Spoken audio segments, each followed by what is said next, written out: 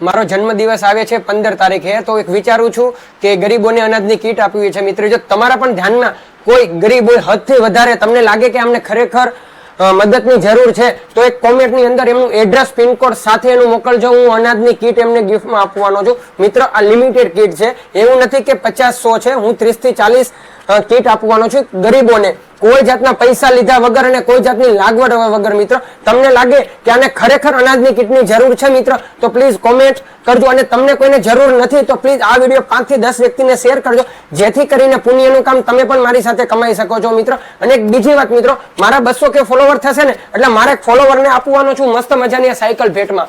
મિત્ર કોઈ જાતનું ફ્રોડ નથી, એકદમ સાચું છે મિત્ર.